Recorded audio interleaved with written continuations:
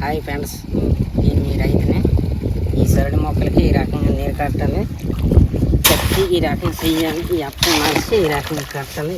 ఈ గడ్డిని పెట్టి ఈ గడ్డి పెరిగిన దాని మీద ఈ సేమల పిల్లి మళ్ళీ మొక్కలు కొట్టేస్తుంది. నింటనాగా ఈ మొక్క వేసి తీరాలి, వేయకపోతే సగం మీద ఈ మొక్కని ఈ రకంగా వేసి మళ్ళీ పాతాలి. ఈ రకంగా మొక్క కొట్టేసింది పిల్లిని పిల్లి. ఈ పిల్లిని పెట్టి ఇదిగో ఈ రకంగా మళ్ళీ తిరిగి మొక్క వేయాలి. ఆ మొక్క దగ్గర మొక్క, ఆ మొక్క అయిపోతే ఇది పనికిరాదు. ఈ మొక్క సేవల పిల్లి కొట్టేసింది. ఈ మొక్క అయిపోతే మరి తిరిగి అక్కడ మొక్క అప్పుడు తిరిగి పనికిరాదు. ఇది ఈ నీరు ఈ రకం కట్టపోతే ఈ మొక్క వెళ్ళిపోయి మొక్కలు చచ్చిపోతాయి. అందుకే నీరు కట్టవలసి వస్తుంది. ఈ కట్టపోతే పొదనందపోతే ఎండుకున్న దాని మీద మొక్క మరి పనికిరాదు, చచ్చిపోద్ది పొద్దున్నాక. అందుకే నీరు కడతాను. నీరు కట్టపోతే పని చేయదు. మళ్ళీ గడ్డి అయిపోయిన తర్వాత ఇప్పుడు నీరు కట్టేసిన అయిపోతే మళ్ళీ తిరిగి గొప్ప తవ్వాలి. గొప్ప తవ్విన తర్వాత ఏడు చేయాలనేది చెప్తాము.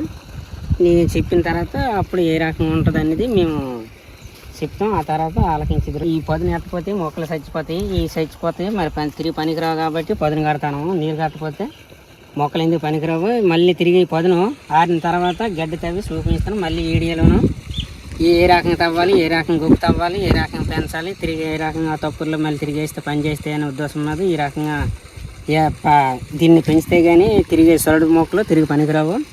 అందు గురించి రైతుకు కూడా అన్ని నష్టాలు కూడా నష్టం ఉంటుంది, సుఖం ఉంటుంది, బాధ ఉంటుంది, అన్ని ఇబ్బందులు కూడా కలుగుతాయి. కాబట్టి ఈ వ్యవసాయం ఏ రకంగా చేస్తే బాగుంటుంది. ఈ మొక్కని మళ్ళీ ఇదిగా మొన్న సేమల పిల్లి కొట్టేసింది కాబట్టి చిన్న సిగురు వస్తుంది. ఇలాంటిది కాకుండా మళ్ళీ ఇప్పుడు కొట్టేసిన మొక్క దగ్గర మళ్ళీ తిరిగి మొక్క వేస్తే కానీ పనికిరాదు. నిన్న ఎలాగైతే మొక్కలు తిరిగి వేసామో మళ్ళీ అదే మొక్క దగ్గర మొక్క వేయాలి.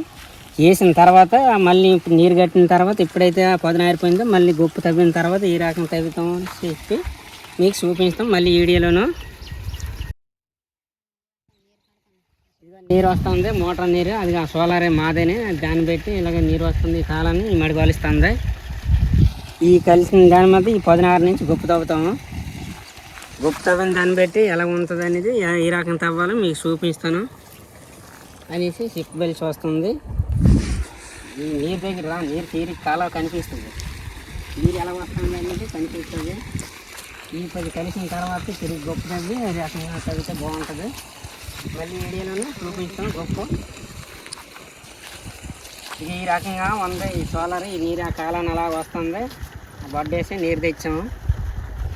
ఈ రకంగా ఉంటుంది. మరి ఈ సొడ మొక్కలు ఎందుకు పనికిరావు. ఈ వ్యవసాయం కూడా ఈ గొప్పలు వ్యవసాయం తీరిగా చేసి బాధపడితే కానీ తిరిగి పనికిరాదు కాబట్టి నీరు కడతాను.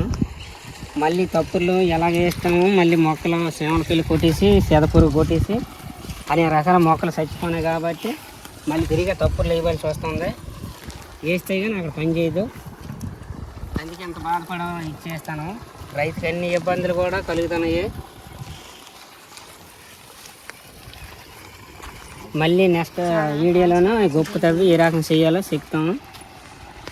Thanks for watching. లైక్ చేయండి.